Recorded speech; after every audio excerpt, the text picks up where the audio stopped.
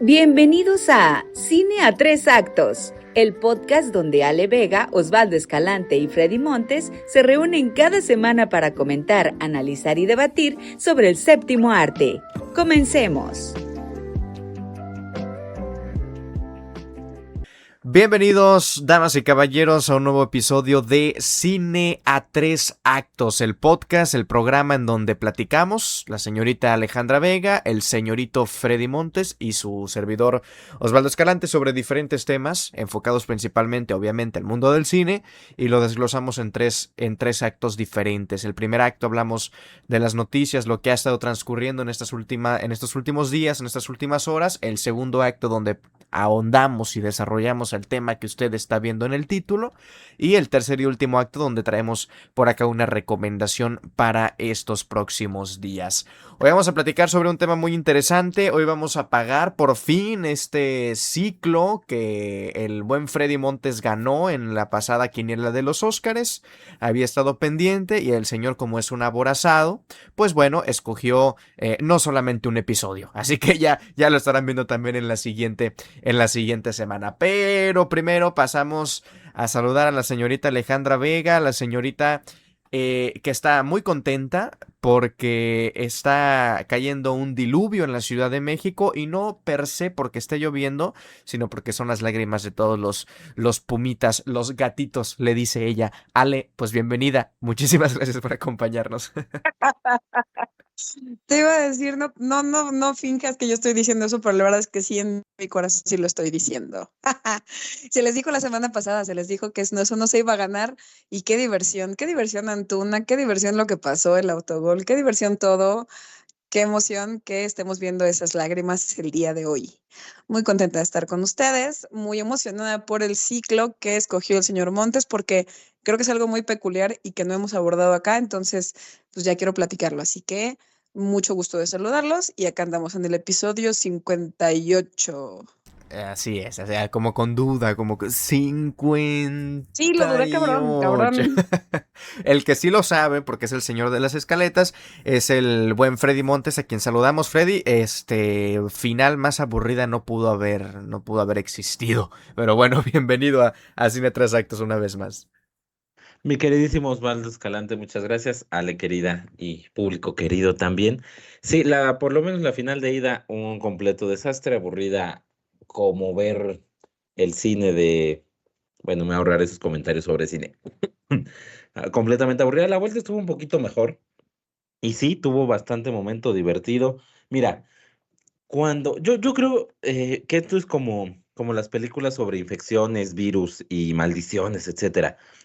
Cuando logras pasar tu maldición a alguien más, has cerrado el ciclo y esto le corresponde a alguien más. Creo que ayer Cruz Azul le pasó su maldición a Pumas, logró que un equipo la Cruz Azuleara ahora en contra de ellos, y estos 15 años se ve que serán 45. Sí, ¿no? Y al final de cuentas, los Pumitas, como lo piensa Ale, no es que lo diga abiertamente, pero lo piensa muy, muy en su corazón, pues no habían ganado, o sea, habían empatado si no Sí. me equivoco, sus 5 juegos contando la final de ida. Entonces sí estaba un poquito complicado, la verdad, que resultaran campeones, pero bueno, Sí, le ganaron a Pachuca la vuelta, pero pues el global le ganaron a quedó Pachuca, en sí es empate. cierto. Ujú. Ganaron un juego, sí es cierto. Pero bueno, entonces, pasando al tema del día de hoy estaremos platicando, ya usted lo pudo observar perfectamente en el título, sobre un ciclo. Estaremos hablando en un par de episodios sobre lo que es el cine de El Santo. Más que el cine en general, que obviamente lo vamos a abordar, también platicaremos, por lo menos en este primer episodio, en esta primera parte, sobre la figura del santo, sobre quién está detrás del santo, pero al final de cuentas no importa tanto quién está detrás de la máscara, porque la máscara es lo importante. Ya estaremos platicando sobre eso más adelante, y por supuesto también sobre lo que ha pasado en el Festival de Cannes. Ya terminó, ya tenemos los ganadores, y de eso estaremos platicando también en el primer acto. Y pues bueno, las recomendaciones, como ya le mencionamos hace unos momentos. Así que sin más preámbulos y sin más por el momento, vámonos pues con nuestro primer acto. Primer acto, Es momento de repasar las noticias más destacadas sobre el mundo del cine. ¿Qué pasó en la industria cinematográfica la última semana? Aquí te lo contamos. Vámonos pues con el primer acto y para eso le pasamos el uso de la voz a nuestro querido Freddy Montes. Freddy, pues se terminó uno de los festivales más importantes del cine en este 2026, ya hay ganadores, platícanos un poquito sobre qué nos deja el Festival de Cannes 2026. Muchas gracias, mi queridísimo Osva. Estaba yo muriendo cuando estaba platicando la introducción, pero se me olvidó decir que no está lloviendo solo porque sean lágrimas de Pumas, sino también porque son lágrimas de júbilo ante el título de las Águilas del América en la Conca Champions femenil. Así que enhorabuena para el América, primer campeón mexicano de ese torneo. Regresando al Y cine. remontada maravillosa. Y remontada maravillosa. Sí, sí, sí, es correcto. Fue de verdad un auténtico partidazo para quien guste de el Club América, el más grande siempre. Regresamos al tema del cine. Dicho lo anterior, ganadores del Festival de Cannes 2026, sí, ya culminó esta edición. En general, y quien estuvo ahí, quien lo ha comentado, tanto en Francia como fuera del festival propio, dicen que fue un año un poco frío, no hubo gran conversación, no hubo películas que realmente tuvieran el arrastre de otros años. Sin embargo, bueno, sí hay varias producciones que vale la pena darle seguimiento en lo que resta del año. ¿Cuál fue la gran ganadora de la Palma de Oro? Fue Ford, un drama protagonizado por Sebastian Stan y Renata Reinsve, del director Christian Mungiu, el director rumano. Esta película se lleva la Palma de Oro, es la segunda Palma de Oro para este director. La primera fue 4 meses, 3 semanas y 2 días. Es aparte el debut en inglés del director. ¿Y de qué trata más o menos para ir ahí generando expectativas? Es una historia sobre conflictos familiares, abuso psicológico y tensiones culturales en un pequeño pueblo de Noruega. Tuvo muy buena recepción desde que se estrenó. Sí había ciertos comentarios por ahí que tenía un tono frío, que era muy contemplativa. Otros más decían que era un cine, y seguramente eso va a dar mucho de qué hablar, que era un cine quizá tirándole un poco ya a temas conservadores, quizá incluso hasta lo acusan de ser cine de derecha, pero habrá que verla y hacer nuestra propia opinión. Lo cierto es que la película ya tiene distribución en Estados Unidos por parte de Neon, que curiosamente es la distribuidora de las últimas 7 Palmas de Oro. De forma consecutiva, todas han sido distribuidas por Neon y esta no es la excepción, así que veremos qué, qué pasa con esta película, con esta ganadora de la Palma de Oro, y ojalá llegue pronto a territorio mexicano. El Gran Premio, que sería como el segundo lugar, a los críticos no les encanta dar esos términos, pero es como la medalla de plata. El Gran Premio fue para Minotaur de Andrei Zvangistev. Es una película rusa de este director que tenía algunos años de ausencia, pero nos había maravillado con Leviatán y Loveless. Muchos creían que se iba a llevar la Palma de Oro, finalmente no llegó ahí, pero se lleva entre comillas, segundo lugar. El premio del jurado, la medalla de bronce o el tercer lugar, vamos a decirlo así, quedó en manos de The Dream Adventure de la directora Valeska Gisevach. Es una película que se estrenó en el último día de competencia, llegó ahí arrastrando ya cuando la conversación estaba en otro lado y se logró colar a las premiaciones. La historia de una mujer que acepta ayudar a un viejo amigo y termina entrando en un entorno criminal que la obliga a confrontar sus propios deseos y contradicciones. Es una propuesta lenta, así la describen los críticos y los espectadores que ya la vieron. Sin embargo, fue una de las grandes sorpresas del festival y termina llevándose un premio en esta edición. En el rubro de dirección hubo un empate. Los ganadores fueron Javier Ambrosí y Javier Calvo, conocido como los Javis, es una sola dupla de dirección, por la película La Bola Negra, y el cineasta Pavel Pawlikowski por la película Fatherland. Bola Negra dividió muchísimo, para algunos de verdad es una obra maestra, para otros es muy ambiciosa y caótica justo en esta idea de demostrar algo. Es una película sobre la memoria queer en España, entonces ya se imaginarán que va a dar mucho de qué hablar, por supuesto. Y la otra es Fatherland, como lo comentaba, de Paweł Pawlikowski, una de las películas mejor reseñadas, con las calificaciones más altas, para muchos era la Palma de Oro, y que se haya llevado solo el reconocimiento de director, por supuesto es importante para el cineasta, pero para muchos se sintió ahí como un premio, un poquito de consolación, porque no estuvo ni con la Palma de Oro, ni con el Gran Premio, ni con el premio del jurado. Y además fue un premio dividido, que es común, pero no quita que no se sienta igual. El premio a mejor guión quedó en manos de Manuel Magé por Not Salud, eh, una, una película sobre la maquinaria burocrática del colaboracionismo nazi, también de las propuestas más interesantes y más comentadas. El premio a mejor actriz igual fue no dividido, sino para dos actrices de la misma película, Virginia Fira y Tao Okamoto por All of a Sudden de Hamaguchi, una también de las películas más comentadas y que hizo llorar a todos en su proyección. Y el premio a mejor actor también dividido para dos actores de la misma película, Emmanuel Magia y Valentín Campang por Coward, una película sobre un amor entre un joven soldado belga y un artista carismático desarrollado en medio de la guerra.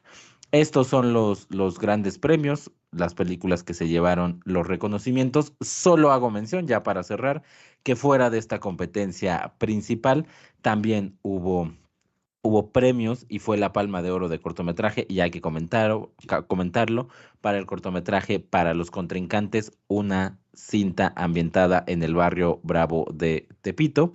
Entonces es un triunfo importante para México este año en Cannes. Y fuera de esta sección principal, en la sección Una cierta mirada, Marina de Tavira, la actriz mexicana, se llevó el reconocimiento precisamente como mejor actriz. Este premio, entre comillas, o llamémoslo secundario, pero que no deja de ser un reconocimiento para estas producciones, quizá no de tanto alcance, pero que vale igual. Los críticos la eligieron junto a Daniela Marín y María Ángel Villegas como la mejor actriz de este año. Mi querido Osvaldo, aquí un poco, hay muchos más premios, no podríamos decir todos, pero aquí un poco de los premios principales y lo que le interesa al público mexicano. Hubo presencia nacional. Excelente, pues estaremos muy al pendiente entonces de todo el tema de las fechas y los lugares de distribución. Esperemos que la gran mayoría, si no es que todas, en un mundo ideal así sería, pues estrenen en la gran pantalla con un recorrido nacional. Pero bueno, hablando también de próximas películas, de próximos proyectos, Ale, tú nos traes la nota de Betty Boop, este icónico personaje de por allá de los años 30, este personaje animado, y que se ha confirmado una nueva película. Platícanos sobre lo nuevo de Betty Boop para el futuro. Así es, mi querido Osvaldo, ha dado mucho de qué hablar y no por puras buenas razones, por ahí hay cosas divididas. Como bien lo dijiste, resulta que Betty Boop regresa al cine, pero pues más allá de llamar la atención como un proyecto, pues por lo llamativo de la cinematografía, sí es porque está dividiendo opiniones entre la gente. Resulta que se confirmó que Quinta Brunson, que seguramente usted ubica, ha hecho más cosas, pero usted seguro lo ubica por Abbott Elementary, protagonizará y desarrollará una nueva película de este personaje, que se creó en 1930 por Max Fleischer. La idea es que se explore no solo el origen del personaje, sino también una compleja relación entre el caricaturista y la figura de Betty Boop, que terminó siendo, pues tal cual, un fenómeno cultural. Esta película, esta realización marca el regreso cinematográfico de Betty Boop casi un siglo después de su debut animado. Y comentan que no será adaptación tradicional, porque la idea es que cuenten una historia más íntima, más moderna de cómo nació el personaje y las presiones comerciales detrás de su éxito y el impacto cultural que tuvo en la cultura pop estadounidense. Entonces, pues ya que nos adentramos en el tema de quién la va a interpretar, pues ya como les dijimos, es Quinta Brunson, que es no solo la creadora de Abbott Elementary, sino la protagonista una de las protagonistas maestras de la serie.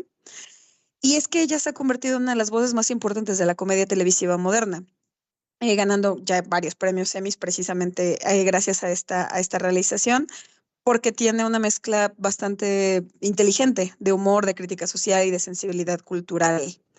Y pues, obviamente Mark Fleischer, el nieto del creador del personaje, aseguró que Quinta representa perfectamente la energía, el ingenio y el espíritu irreverente que caracterizaron al personaje de Betty Boop. La cosa es que, pues, si usted no ubica a Quinta Brunson, empieza a tener ahí unas broncas porque es de tal cual, es una mujer afroamericana. Entonces, pues, ahí es donde empieza la división de opiniones. Algunas personas en Internet acusan a Hollywood de reinventar innecesariamente un personaje que se considera histórico. Y también, obviamente, pues se menciona que Quinta Brunson no se parece a la versión clásica del personaje animado, ¿no? Y pues obviamente también mencionan que lo hicieron como lo que se llama race swapping, que pues tal cual es el cambio de raza del personaje original, ¿no? Pero pues ya salieron las personas que también están educadas en materia de animación y pues son los historiadores y usuarios en redes que dicen que Betty Boop siempre tuvo una fuerte influencia en la cultura afroamericana del jazz de los años 30. Sostienen que parte de su estilo y voz fueron influenciados por la artista afroamericana Baby Esther. Entonces pues también como que no está tan alejado de la base de Betty Boop que haya sido de raza afroamericana.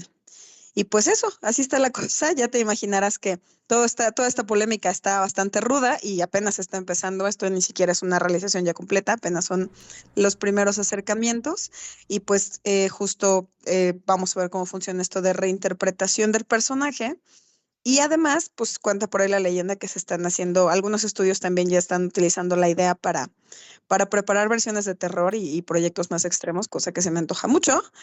Y todo eso ya lo veremos con Betty Boop, pero por lo pronto, pues a ver qué tal nos maneja Quinta Brunson este personaje y cómo acaba realizándose la película en general. Pero pues ahí están los comentarios y la polémica para que la gente nos diga qué opina y si están de acuerdo o en desacuerdo respecto a la interpretación de esta mujer. Mi querido Osva, te regreso el micrófono. Gracias, gracias. Y sí, como dices, apenas está comenzando todo este tema de la producción de la nueva película de Betty Boop. Estaremos al pendiente. Pues bueno, pasamos entonces con la última noticia de este episodio y es una noticia, la verdad, que causó muchísimo revuelo, sobre todo por el titular. El Padrino, así es, esta épica trilogía del cine de gángsters dirigida por Francis Ford Coppola y adaptación de la novela de Mario Puzo, estaría regresando próximamente a una nueva entrega, una cuarta entrega. Al cines, evidentemente, pero no cantemos victoria todavía porque aún ni siquiera se publica la novela en la cual estaría basada esta cuarta entrega del Padrino. Vámonos por partes. Pues resulta que 37 años después de lo que fue la tercera y última hasta el momento entrega del Padrino, va a haber una nueva novela titulada Connie, que estará evidentemente protagonizada por este personaje importantísimo, secundario, principal, si se le puede decir de esa manera, de El Padrino, autorizada, es una novela autorizada oficialmente por lo que es el patrimonio de Mario Puzo y que estaría llegando a las bibliotecas en el próximo otoño, no de este 2026, sino del 2027, prácticamente pues en un año y medio, un año, 3 meses aproximadamente, y evidentemente pues eso significaría, sabemos, no en el 2027, seguramente no en el 2028, pero más adelante estaría llegando entonces también pues una cuarta entrega, una cuarta película de lo que es la saga del Padrino. Hay que hacer un poquito de aclaración aquí porque muchos estaban confundidos pensando que la novela y la posterior película, en caso de que se realice, que lo más probable es que sí, sería la historia del Padrino, la historia de la familia Corleone, la historia que ya conocemos, pero contada desde la perspectiva de Connie. No, así no sería la historia, sino que tal cual y directamente esta nueva novela sería una secuela directa de lo que es la tercera entrega, o sea, de lo que conocemos como la historia de los Corleone, de la familia, la trilogía. Connie, así llevaría el nombre esta nueva novela, pues sería una consecuencia de lo que ya vivimos, entonces sería expandir el universo de los Corleone, enfocado, sí, principalmente pues a través de los ojos y de la mirada del personaje de Connie. Aquí ya veríamos los estragos de lo que fue la familia Corleone, de lo que dejó la familia Corleone ya evidentemente sin Vito, sin Michael y sin varios de los personajes principales que conocimos en las películas, y ahora Connie tomando las riendas de la familia Corleone y a partir de ahí pues expandir el negocio de pues de la familia Corleone, ¿no? Entonces es un poquito de la aclaración porque muchos estaban tal vez un poquito confundidos pensando que sería lo mismo pero desde la perspectiva de Connie. No, es una secuela, es un spin-off, pero pues más que un spin-off sí promete ser una secuela directa. Entonces, reiterando, cuenta con la autorización oficial de los herederos de Mario Puzo. Incluso se habla de que si termina adaptándose al cine, Paramount tendría ese como que contrato preferente, digamos, para desarrollar la película, Paramount, y pues de esa manera llegando una El Padrino 4 o Connie o como sea que se le vaya a llamar. De nuevo, evidentemente las reacciones no se hicieron esperar, es una noticia grande dentro del mundo del cine. Y a pesar de que todavía falta mucho para que se llegue a estrenar una próxima película del Padrino, pues la duda y el cuestionamiento y el debate está ahí, ¿no? De qué tanto debemos de dejar descansar estas obras maestras o si después de tanto tiempo era necesario traer algo nuevo que continúe con la historia. No es remake, no es reboot, es una secuela, entonces pues cada quien tendrá su opinión y pues cuando salgan mayores informes, por lo menos de la novela, pues seguramente les estaremos trayendo por acá la información. Pero bueno, así las cosas con el tema del Padrino y las noticias de estos últimos días. Y sin nada más por el momento, entonces, vámonos pues con nuestro segundo acto.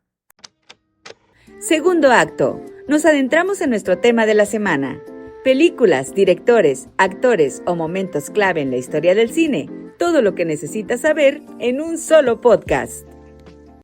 Hay héroes que nacieron en los cómics, otros lo hicieron en el cine y algunos más en la televisión. Pero en México hubo uno distinto. Un héroe que nació en las arenas de lucha libre. Un héroe que nunca reveló realmente su identidad y que terminó peleando contra vampiros, zombies, científicos locos y toda clase de monstruos. Ese héroe era el Santo.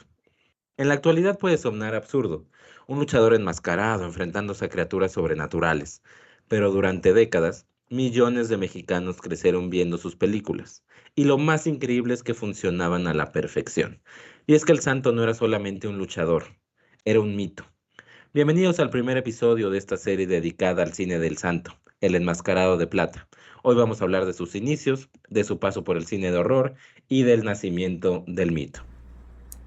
Antes de convertirse en el Santo, era simplemente Rodolfo Guzmán Huerta.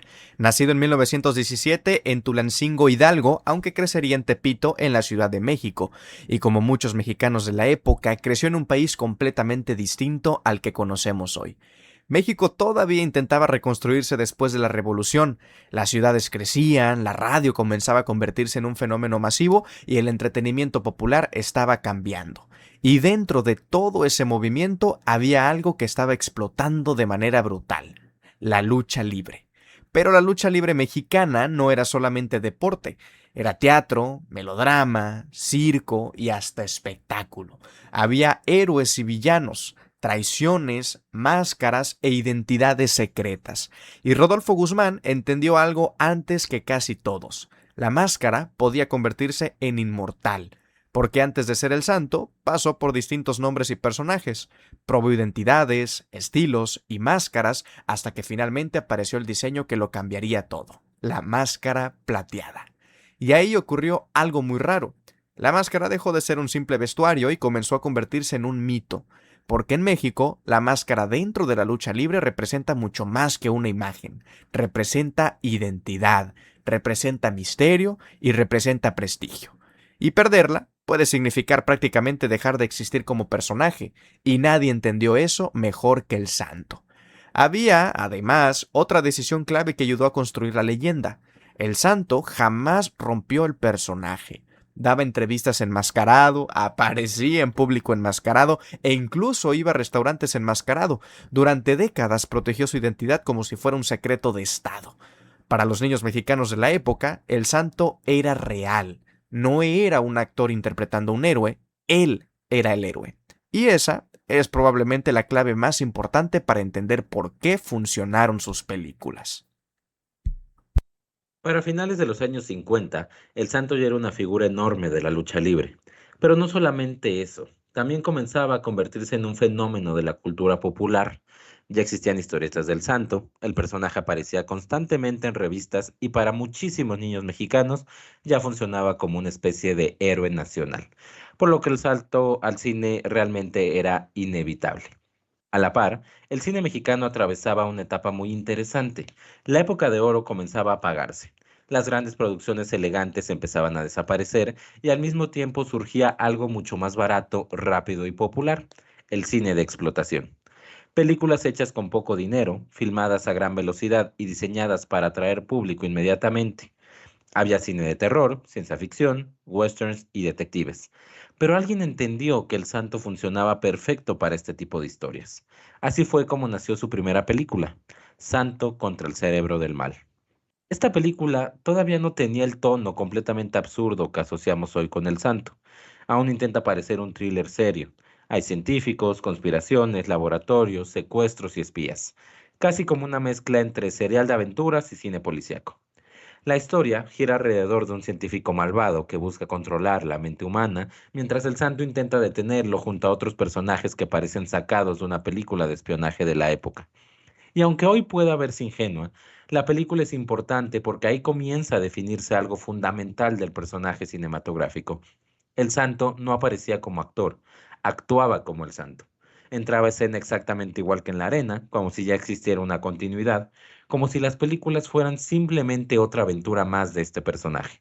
Y esto era muy raro para la época, porque realmente estaban construyendo un superhéroe mexicano sin decir explícitamente que era un superhéroe.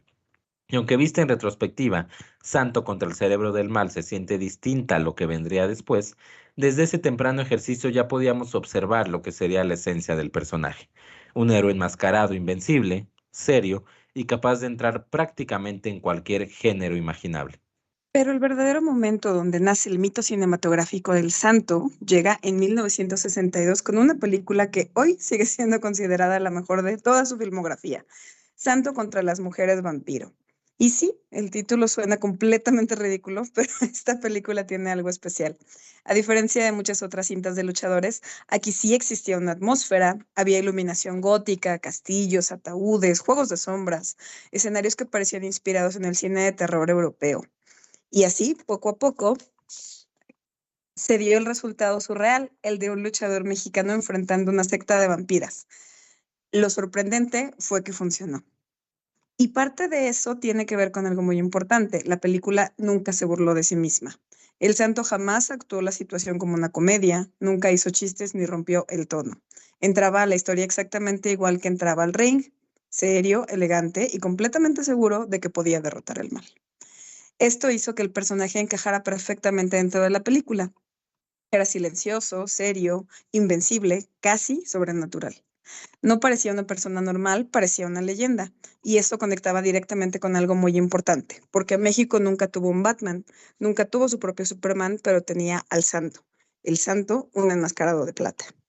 Además, Santo contra las mujeres vampiros ayudó a definir la fórmula que después copiarían decenas de películas de luchadores. Mezclar horror, misterio, acción, ciencia ficción y lucha libre dentro de una misma historia. Y aunque hoy muchas personas recuerdan esas películas por extravagantes, esta en particular sí tenía una intención visual muy clara. De hecho, con el paso de los años terminó convirtiéndose en una de las cintas mexicanas de culto más famosas internacionalmente. En Europa y Estados Unidos comenzó a proyectarse en funciones de medianoche y festivales especializados en cine fantástico. Muchos críticos extranjeros no podían creer que existiera algo tan extraño y tan auténticamente mexicano al mismo tiempo. Porque mientras Hollywood hacía películas de monstruos tradicionales, México había creado algo completamente distinto, un superhéroe enmascarado peleando contra criaturas sobrenaturales. Y quizá lo más fascinante era que para el público mexicano de la época esto no resultaba raro, resultaba lógico, porque el Santo ya no era solamente un luchador, se había convertido en un mito popular capaz de luchar contra todo. Algo que a menudo se olvida es que el cine mexicano de terror en los años 60 era bastante, digamos, particular. Tenía influencias del horror gótico europeo, como ya comentó Ale Vega, del cine clásico de monstruos de la Universal e incluso de las películas de la Hammer inglesa que estaban redefiniendo el terror en esa época. Y el santo, nuestro santo, terminó convirtiéndose en el héroe perfecto para ese universo. La razón era muy simple: el enmascarado de plata podía entrar en cualquier historia imaginable. Podía pelear contra zombies, científicos locos, asesinos seriales, vampiros, monstruos y prácticamente contra cualquier amenaza sobrenatural que apareciera en pantalla. Y lo más interesante es que el público aceptaba todo eso de manera completamente natural y orgánica. El santo ya funcionaba como una especie de superhéroe mexicano. Películas como Santo contra los zombies, por ejemplo, ayudaron muchísimo a consolidar esta fórmula, pues la premisa era exactamente lo que el título prometía: cadáveres revividos, científicos manipulando personas y el santo resolviendo problemas a golpes y con las llaves de lucha libre. Pero detrás de todas estas extravagancias había algo importante. Estas películas tenían ritmo, duraban poco, iban directo a la acción y entendían perfectamente a su público. Además, muchas veces reutilizaban actores, decorados e incluso ideas narrativas, porque las producciones eran rapidísimas y los presupuestos muy limitados. Lo anterior, pues, provocó algo curioso. Las películas del santo empezaron a sentirse como episodios distintos de un mismo universo, como si semana tras semana el personaje simplemente enfrentara una nueva amenaza. Luego aparecieron películas como Santo en el Hotel de la Muerte, que tenía un tono mucho más cercano al thriller y al misterio. Aquí el terror no venía tanto de monstruos clásicos, sino de asesinos, conspiraciones y ambientes oscuros llenos de tensión. Por otro lado, filmes como Santo en el Museo de Cera abrazaban mucho más el lado macabro y fantástico del personaje, y es que esta película resume perfectamente el encanto del cine del santo. Tenía figuras inquietantes, laboratorios, personajes exagerados, secretos imposibles y un héroe en máscara plateada resolviendo todo como si fuera la actividad más normal del mundo. Y quizás ahí estaba precisamente la magia. Esas películas nunca intentaron ser realistas, no buscaban competir contra Hollywood, no necesitaban parecer cine elegante y mucho menos querían ganar premios. Su única misión era entretener, mezclando elementos que en teoría no deberían de funcionar juntos, tales como el terror, el melodrama, la acción, la ciencia ficción y hasta la lucha libre, algo que sencillamente no existía en ninguna otra parte del mundo. Porque mientras otros países hacían películas de monstruos, México creaba un universo donde el héroe más grande era un luchador enmascarado. Y eso terminó convirtiendo al santo en algo muchísimo más grande que una estrella de cine. Lo convirtió en una figura única dentro de la cultura popular. No solo nacional, sino mundial. Hay algo muy importante que ocurrió durante todos estos años y que quizá hoy cuesta trabajo de mencionar. El santo dejó de pertenecer únicamente a la lucha libre. Ya no era una estrella deportiva, ya no era solamente un actor de películas de terror. Poco a poco comenzó a convertirse en algo mucho más grande, un símbolo de la cultura popular mexicana. Su imagen aparecía en historietas, revistas, anuncios, juguetes y programas de televisión. Para muchísimos niños mexicanos, el santo representaba algo muy específico, la idea de que siempre iba a aparecer alguien para defender a los buenos. Y eso es fascinante porque el personaje jamás cambió su esencia. Nunca tuvo un gran origen cinematográfico y nunca explicaron por qué podía pelear contra monstruos, criminales o vampiros. El santo simplemente existía. Y quizá eso hacía que funcionara tan bien, porque el santo operaba más como una leyenda popular que como un personaje tradicional de la ficción. Además, había algo que ayudaba muchísimo al mito. Rodolfo Guzmán protegía la identidad del personaje de manera obsesiva. Muy pocas personas conocían realmente su rostro. Incluso fuera del ring seguía apareciendo con la máscara puesta. Y eso provocó algo muy extraño. La línea entre la persona real y el personaje comenzó a desaparecer. Pero buena parte del público, especialmente los niños, para ellos el santo no era un actor interpretando un héroe, era un héroe real. Y eso convirtió sus películas en algo todavía más poderoso. Porque el público no sentía que estaba viendo ficción, sentía que estaba viendo nuevas aventuras del enmascarado de plata. A mediados de los años 60, el santo ya había logrado algo completamente inusual. Había pasado de ser un luchador popular a convertirse en uno de los rostros más reconocibles del entretenimiento mexicano. Y lo más increíble era que el fenómeno apenas comenzaba, porque después del horror gótico vendrían los aliens, las momias y los viajes en el tiempo, así como las películas todavía más extrañas y ambiciosas que terminarían convirtiéndolo en una referencia internacional del cine de culto. Pero antes de todo esto existió esta primera etapa, aquella donde el santo todavía se movía entre sombras, castillos, laboratorios y cementerios. Una etapa en donde el personaje encontró su identidad cinematográfica y donde México, casi sin darse cuenta, terminó creando a uno de los héroes populares más extraños y originales del siglo XX. Y es que quizá esta sea la mejor manera de entender al santo. No como actor, no como luchador, ni siquiera solamente como estrella de cine, sino como un mito moderno mexicano. Un mito que jamás necesitó revelar su rostro para convertirse en inmortal. En el próximo episodio hablaremos de la transformación definitiva de este personaje, aquel momento en el que el santo dejó atrás el terror clásico y se convirtió en un superhéroe pop capaz de enfrentarse a extraterrestres, momias y monstruos de cualquier tipo. Porque sí, el primer santo ya era oscuro, misterioso y casi invencible, pero el segundo sería absolutamente imparable. Pues aquí un poco de esta primera etapa o primera mitad en lo que fue el santo como mito cinematográfico.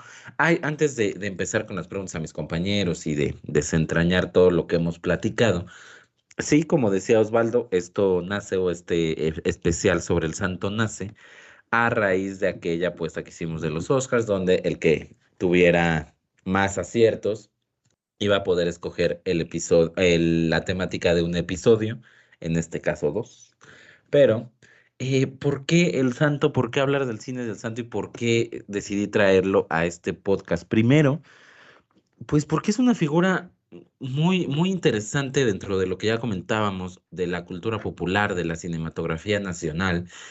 Porque sí, lo podemos ver y el día de hoy pueden revisitar sus películas, prácticamente todas o la mayoría están gratis en YouTube, están en diversas plataformas también, si lo buscan, pero era un personaje muy particular, logró abarcar muchísimos géneros, bien o mal, churro o no, lo hizo y consiguió que millones de mexicanos lo siguieran y lo vieran.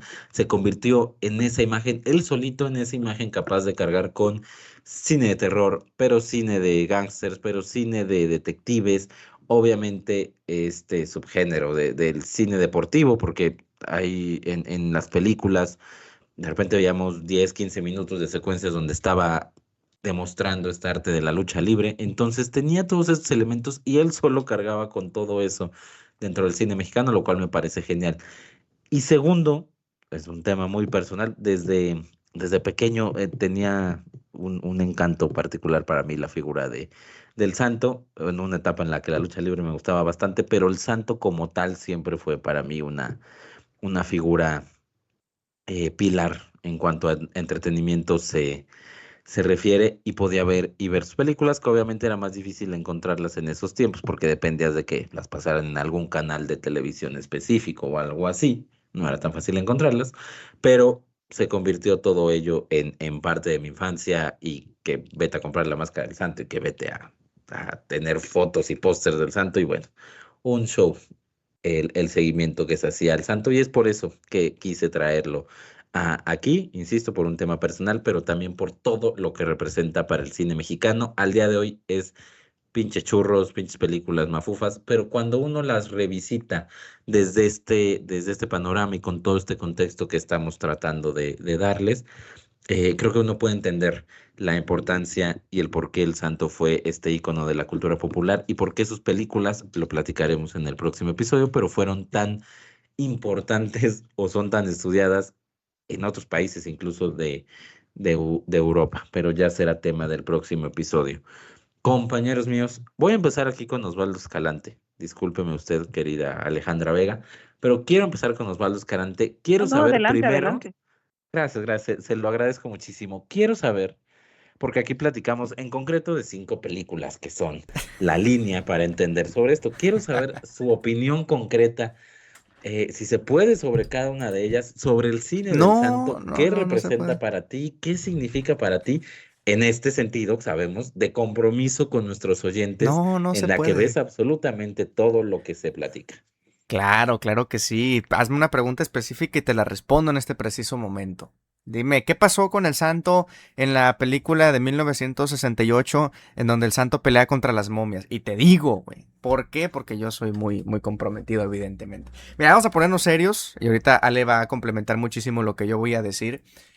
Pero yo creo que algo muy importante para hablar del cine del santo es, primero, lo que ya mencionamos, para no ser tan redundante con todo el tema de lo que está detrás del personaje del santo y lo mítico y lo mitificado que ha sido con el paso de los años, sino también que para entender el cine mexicano en general hay que entender el cine del santo, porque seguramente cuando hablamos del cine mexicano hablamos de la época de oro, ¿no? Evidentemente, ¿por qué? Pues porque fue un cine que ganó premios, fue un cine que estuvo presente no solamente en nuestro país, sino en Estados Unidos, en Hollywood y en otras latitudes también, pero pareciera difícil de correlacionar ambos tipos de cine, pero yo creo que hay que entender también el cine del santo y lo extravagante que fue para llegar a ese otro extremo ya de un cine mucho más serio, ¿no? Porque así es como se forman al final de cuentas los puntos medios, ¿no? Con algo que está en un extremo, el otro está en el otro extremo, y así es el cine del santo.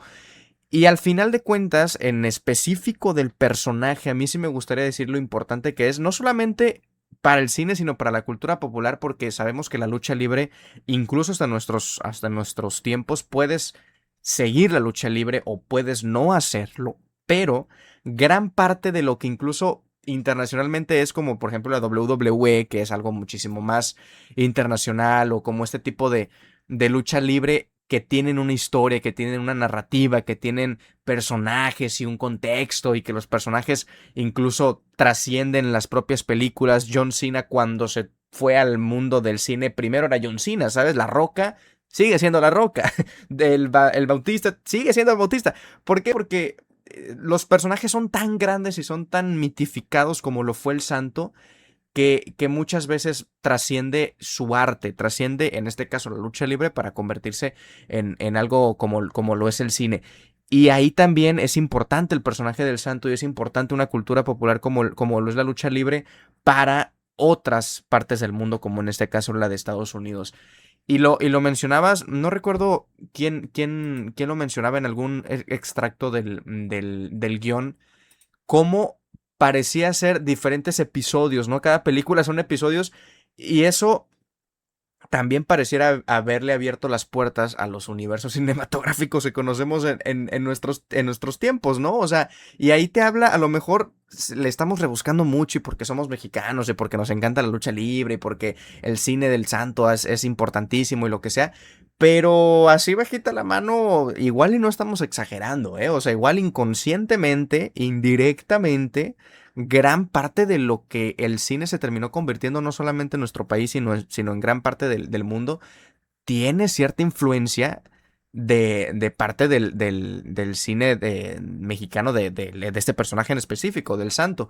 Y también que no era necesario que en cada película te estuvieran recalcando que el santo ¿quién era el santo? ¿No? No te lo tenían que estar recalcando, porque como viene de otra rama artística como lo es la lucha libre, y muchas personas veían las películas del santo porque conocían al santo por fuera de las películas, pues no era necesario estancarse con tanto tiempo, con tantos minutos de metraje en explicarte en cada película quiénes eran los personajes, sino que ya entrabas conociendo a la perfección, y se enfocaban, como lo decíamos al principio también del guión, pues en lo que es la acción, en lo que era la fantasía, en lo que era el terror incluso, y muchísimo más, ¿no? Entonces, para cederle también la palabra a Ale Vega, que yo creo que va a estar de acuerdo en muchas de las cosas que mencioné, pues creo que eso te habla de la importancia no solamente en nuestro país, sino fuera del país y fuera de la rama como lo es el cine, o incluso de la rama de la lucha libre. Pero eso es un poquito como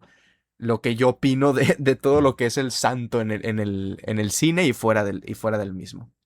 Oye, pero muy, muy bonito y todo, y estamos de acuerdo, y ahorita le daremos la palabra a Ale, pero qué manera de evadir la pregunta principal. ¿Viste alguna de las películas? Vi. ¿Viste Justo, alguna de las mucha películas, sí o no? palabrería y luego ya no Mira, dijo es nada que específico yo, de yo, ninguna. yo te digo así para que te olvides y para que no me hagas quedar Yo mal, no olvido, y, y, yo y, soy y una me morra vuelves a hacer la intensa. pregunta. Tengo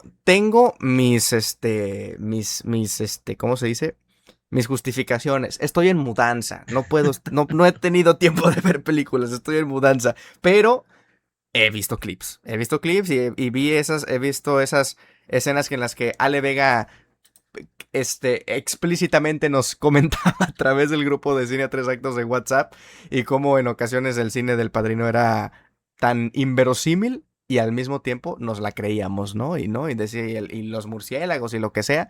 Pues bueno, la ternura que decía Ale Vega, yo la miraba como al final de cuentas, en aquellos años, era un terror bastante grande al mismo tiempo. Pero bueno, ya te respondí a tu pregunta, ya no me vuelvas a hacer esa pregunta, por favor.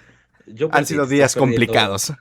te estás No, la perdiendo próxima joyas de semana la esta cinematografía. semana ya tengo más tiempo, ya me pondré al corriente. No sé si con todas, porque son un chingo, pero con algunas seguramente lo haré. A la hora y 5 que duran.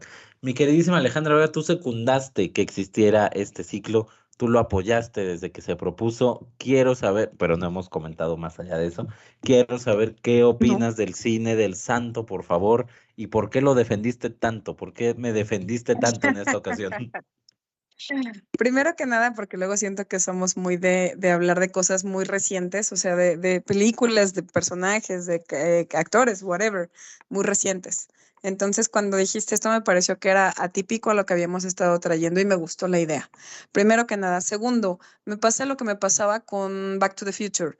En algún momento vi las películas del Santo y dije, ah, va, ¿no? O sea, como ya sabes, cuando pasa y tú estás chavillo y no lo valoras Claro. porque estás chavillo y no sabes de cine, como me pasó con Back to the Future, ¿no? Entonces, hoy que tengo justo lo que les decía en ese episodio, me dan la oportunidad de revisitar ciertas películas y darles otro valor, ¿no? Pues ya con el tiempo los ves distinto. Y por supuesto que no iba a ver cuando era yo chica el bagaje cultural que hoy puedo ver en las películas del Santo, porque creo que lo dijiste muy bien y digo, aplausos a lo que hiciste con este guión, porque lo mencionaste bastante, bastante bien. O sea, no teníamos un héroe con una identidad tan mexicana, tan espectacular, tan carismática.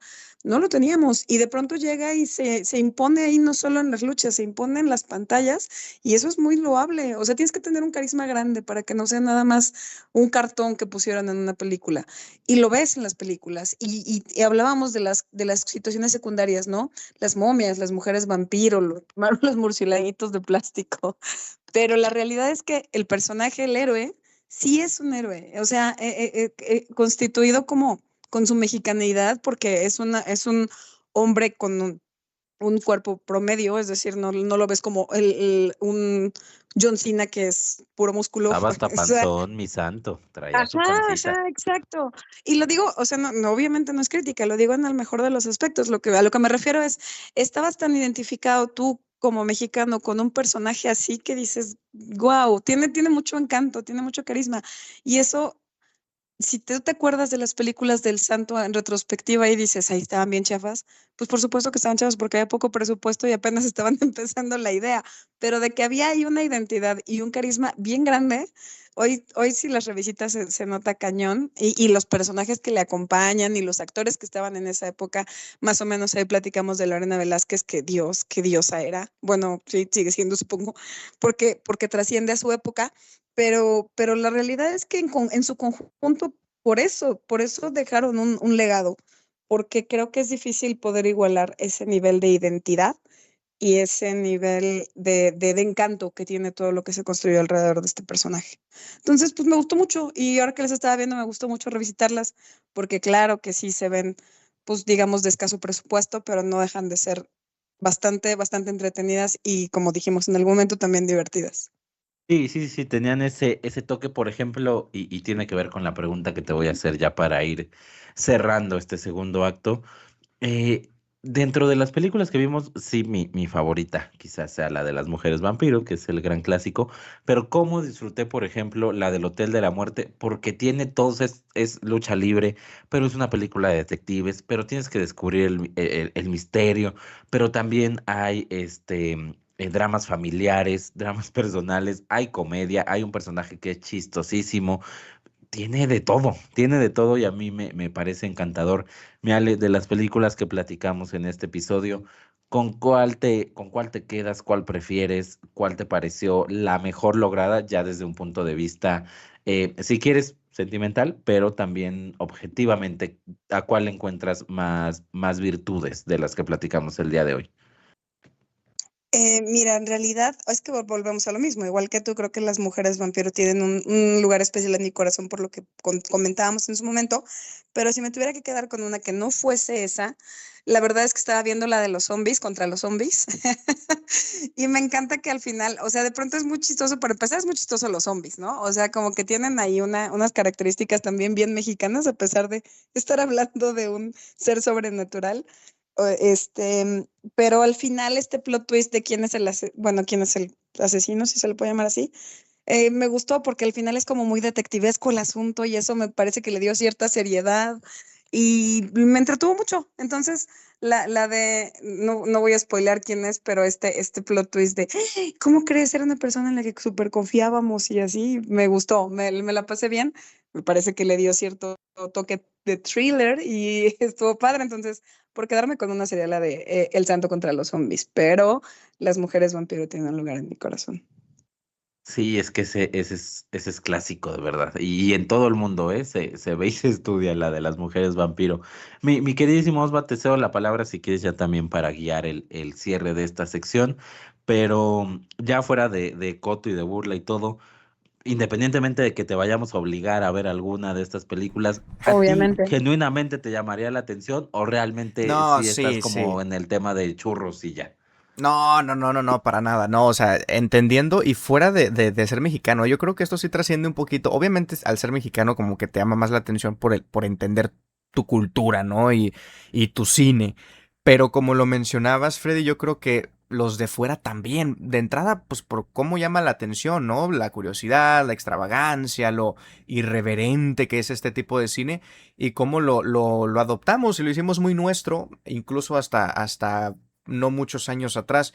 Entonces yo creo que si alguien no ha visto ninguna película del Santo, como es mi caso, más allá de pequeños fragmentos o de conocer evidentemente la historia de las películas y de qué tratan y el personaje y tal, yo creo que nunca es tarde para adentrarte en este cine porque vas a entender mucho de cómo funciona la maquinaria o cómo funcionó la maquinaria del cine mexicano en aquellos años y por qué salían películas cada que cantaba el gallo, ¿no? En aquellos años.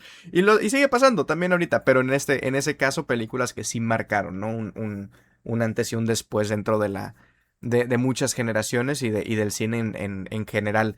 Entonces sí hay que verlas, sí nunca es tarde y evidentemente para el próximo episodio, ahí sí, vamos a ver hasta las de Blue Demon si quieres. Esas también. Y las que pelean entre ellos y en las que pelean contra monstruos, no me acuerdo contra quiénes peleaban, pero eran ellos dos juntos también. Entonces, híjole, contra lo que te imagines, bien decía el guión. Pero bueno, Freddy, Ale, pues muchísimas gracias por sus comentarios, salvo que tengan algo más que agregar y en este momento me interrumpen de hacer el caso. Pues vamos cerrando entonces con este. Todo bien. ¿No? ¿Todo bien? Ok.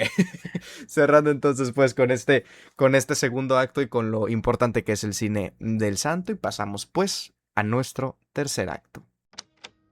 Tercer acto. Para cerrar, te dejamos las recomendaciones cinematográficas de esta semana. No te pierdas estas joyas que te harán disfrutar del séptimo arte desde otra mirada. Pasamos pues entonces a nuestro tercer y último acto del episodio del día de hoy, las recomendaciones para ver en esos próximos días, ya sea en cines o en plataformas de streaming. Comienzo contigo, señorita Ale Vega, platícanos qué película nos traes y dónde la podemos ver. La voy a platicar bien rápido para que no te chance de buscar la tuya, fíjate. La que yo voy a recomendarles está en cines muy particulares, muy de distribución independiente y cultura, entonces por favor échele un ojo a sus carteleras porque de verdad vale la pena. Sí hay que rascarle para poder verla, pero de verdad se las recomiendo mucho. Se llama, y voy a dar el nombre completo, El Diablo Fuma y guarda las cabezas de los cerillos quemados en la misma caja. Así se llama esta película. Órale. Es del director Ernesto Martínez Bucio y es una película mexicana, como usted se podrá imaginar. Trata acerca de 5 hermanos abandonados por sus padres que tienen que quedarse bajo el cuidado de su abuela. El problema es que la abuela es esquizofrénica. Entonces, pues esto genera temas muy complicados con estos niños porque todos también están en edades muy vulnerables y además, pues este tema de lo que padece su abuela les hace confundir un tanto la realidad con la fantasía y con la imaginación para bien, pero más que nada para mal. Entonces, esta es una película ruda. Está ambientada en los 90, tiene que ver con estas épocas en las que venía el Papa Juan Pablo II a México, en la etapa en la que había muchos comerciales acerca de cuidarse del cólera y la fregada. Entonces, si usted es anciano como yo, se va a ubicar perfecto con todas estas historias. Y aquí es donde sucede la situación de estos 5 hermanos. Entonces, gran película, es de verdad extraordinaria. Los niños actúan fantástico, es muy estresante, da mucho miedo en ciertas partes y pues ha sido premiada en varios lados, en Berlín, en Hong Kong, en Montreal, en Polonia. Entonces, no tengo más que decirle que de verdad el cine mexicano que andamos buscando que se haga y que no sea el típico de comedia romántica, pues está en estos circuitos culturales. Entonces, por favor, luche por ver en cines El Diablo Fuma y guarda las cabezas de los cerillos quemados en la misma caja, que está en cines y es del director Ernesto Martínez Bucio. Esa es mi recomendación de la semana. Ah, su madre, pero a ver, Freddy, ¿cómo se llamaba la película? ¿Te la aprendiste? Sí, sí, sí, claro, la tengo. Se llamaba, Fúmame un puro en la espalda y arañame las nalgas, algo así, Ajá, ¿no? Ajá, así ajá. se llamaba, justo. Correcto, sí, algo así entendí, o algo así Qué de bobo. intenso. Busca, ya fuera de cotorreo, sí busque, que la gente lo busque nada más como El Diablo Fuma. Todo el mundo la ha encontrado así. Ok, ok. Va, pues bueno, Freddy, tu recomendación para esta semana. Chomorra intensa. Bueno, mi recomendación para esta semana.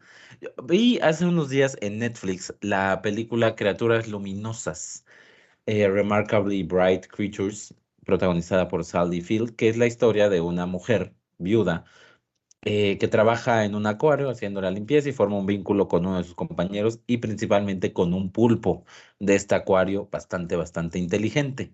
Mi recomendación no es esta, pero al verla me acordé de otra gran película que está en Netflix, que sí es mi recomendación, que es My Octopus Teacher. Lo que el pulpo me enseñó, o mi maestro el pulpo, como sea que la encuentren en su plataforma de Netflix. Es una película documental. Sin embargo, es francamente maravillosa. Es una historia también de una persona dedicada a esto, al tema del buceo, al tema acuático, etcétera, etcétera, que comienza, aunque usted no lo crea, una relación de amistad con un pulpo. Y es, durante el documental uno va descubriendo, sí, la capacidad de estos animales, la inteligencia que tienen estos animales, el entendimiento que tienen como muchas otras especies para conectar o para entender cosas más allá de lo que creemos que pueden entender. Y se va construyendo una historia en ese documental, una historia casi de amor entre estos dos personajes, donde aprendes sobre la humanidad, donde aprendes sobre la naturaleza, donde aprendes sobre el amor sincero que te puede dar un animal y donde aprendes también, de paso, muchísimo sobre esta especie sin querer queriendo y sin que busque ser un documental tipo Animal Planet, pero se va construyendo algo maravilloso a través de esto, además, claro, de los maravillosos visuales que tiene las grandes tomas. Es maravilloso adentrarte casi en primera persona a las profundidades del océano y encontrarte con este pulpo. Quizás si no hubiera visto esta película y si no me diera cuenta que realmente un pulpo y una persona pueden llevar una relación, la otra película de Sally Field me hubiera parecido aún más ridícula. Sin embargo, historias como esta te demuestran que a veces tomamos a ciertas especies como un simple adorno, objeto, en este caso del agua, y no es así. My Octopus Teacher, mi maestro el pulpo, o lo que pulpo me enseñó, como usted la encuentre, disponible en Netflix, es mi recomendación de esta semana y no le dé para atrás porque sea un documental. De verdad vale muchísimo la pena. Excelente, presente en la temporada de premios de su año incluso. Pero bueno, pasamos entonces con la última recomendación. Yo les traigo una película de la cual creo que no hemos hablado así como que largo y tendido y en algún momento deberíamos de hacerlo antes de que pase más tiempo, y que cuando la revisité este año creo que le encontré muchísimo más valor. Estoy hablando de Killers of the Flower Moon o Los Asesinos de la Luna, película del 2023 de Martin Scorsese, y que cuando la vi en su momento en el cine me gustó muchísimo, evidentemente, pero ocurrió algo, y es que la vi en doblaje, no estaba subtitulada en horarios que me convenían en aquel momento, y la vi, la disfruté, y la dejé pasar, ¿no? Y hasta este 2026 que le di una revisitada ya, evidentemente en su idioma, en inglés, en su idioma original, la verdad es que la disfrutas muchísimo, muchísimo más por todas esas expresiones que tiene Leonardo DiCaprio, y que no solamente se quedan en el tema de su rostro, sino evidentemente traspasan también la barrera de los diálogos. ¿De qué va? Rápidamente nos vamos y nos situamos en la década de los años 20, específicamente en Oklahoma, cuando este estado pues estaba bajo la nación de los Osage, no sé cómo se pronuncia exactamente, pero bueno, eran nativoamericanos, y que descubrieron en aquel entonces pues un gran poderío que fue a través del petróleo. ¿Qué pasó? Pues que evidentemente los hombres blancos estadounidenses, en este caso representados por Robert De Niro y por su familia, y entre ellos también por Leonardo DiCaprio, pues fueron a casarse principalmente con las mujeres para obtener su fortuna, pero no nada más contentos y satisfechos con ellos, terminaban pues asesinándolas, ¿no? Para convertirse más rápido en los únicos herederos de todo ese petróleo. No es spoiler como tal, está en la sinopsis, y al final de cuentas está basada en hechos reales, entonces no es como tal un spoiler. Yo creo que incluso invita a que vean esta película. Si no fuera simplemente porque es dirigida por Martin Scorsese, que ya eso es único y suficiente para que usted vaya a ver una película, ¿no? Dirigida por Martin Scorsese, está por ahí Leonardo DiCaprio, Robert De Niro, Lily Gladstone, a quien muchos la descubrimos por esta película, Jesse Plemons, Brendan Fraser también, en fin, muchísimos en el tema del cast, y por ahí también Eric Roth. Una gran película que está disponible en Apple TV y que te habla muchísimo, es una radiografía sobre ese momento específico de la historia estadounidense y de cómo, pues, los gringos desde tiempos antaños en gran medida eran unos cabrones, ¿va? Pero bueno, está disponible en Apple TV y es Los Asesinos de la Luna o Killers of the Flower Moon. Perfecto, pues bueno, damas y caballeros, con eso cerramos también nuestro tercer acto, y también cerramos pues este episodio de Cine a Tres Actos, en donde usted que nos escucha pues seguramente se cultivó un poquito más sobre el cine mexicano, específicamente del cine del personaje del santo. Quédense porque la siguiente semana, el siguiente miércoles, tendremos la continuación y conclusión de esta serie de 2 episodios sobre el cine del santo. Freddy, muchísimas gracias. ¿Algo que te gustaría agregar? Y por supuesto, ¿dónde te podemos seguir? Gracias, mi queridísimo Osvaldo Escalante. A mí me pueden seguir en @FreddyMontes en Twitter, @MXCinéfilos, ya lo sabe, cuenta hermana de Cine a Tres Actos. Y también me pueden encontrar en cualquier lugar del mundo celebrando algún título de la América, ya sea varonil o femenil, cosa a la que está acostumbrado alguien que le va a un equipo ganador. Gracias, bye. Perfecto, señorita Ale Vega, sus redes sociales y su despedida, por favor. Claro que sí, querido Twitter e Instagram, @Padretel. Qué placer estar con ustedes una semana más acá en el chisme. Muchas gracias al señor Freddy, que se rifó muy cañón con el guión del día de hoy. Y nos vemos la próxima semana para seguir chismeando de este gran tema. Y listo, festejemos a las Águilas del América Femenil. Y pues felicitaciones y saludos a los del Cruz Azul que vengaron al fútbol mexicano. Y que todo parece indicar que dicen por ahí que Efraín Juárez ya no continúa en Pumas. Vamos a ver, noticia en desarrollo. No, eso sí, no, es lo único bueno, eso sí, no nos lo quiten. Que se va a Europa y que no sé qué, pero Aparte, bueno. ya se ha vuelto más loquito, entonces ya quiero ver cómo se pone. No, mami, sí, ya lo rompí. Si de por sí estaba roto el güey, ya lo rompieron doble. Pero bueno, vámonos a hacerle bullying al hijo de Efraín Juárez. Y respondan la encuesta que hay en este Spotify. Dejamos una encuesta aquí mismo en Spotify donde usted puede votar. Se le dice 7 de la tarde o 7 de la noche. Vote y comentamos los resultados en el siguiente episodio. Muchísimas gracias. Yo soy Osvaldo Escalante. Recuerden, por supuesto, seguirnos No, qué bárbaro, ¿eh? Recuerden seguirnos en todas partes como Cine a Tres Actos y como diría el santo, nadie hay detrás del enmascarado, todos y ninguno a la vez. Muchísimas gracias y hasta el siguiente episodio. Gracias por acompañarnos en Cine a Tres Actos. Nos vemos la próxima semana, donde continuaremos explorando el maravilloso mundo del cine. Recuerda seguirnos en nuestras redes sociales como @Cine a Tres Actos.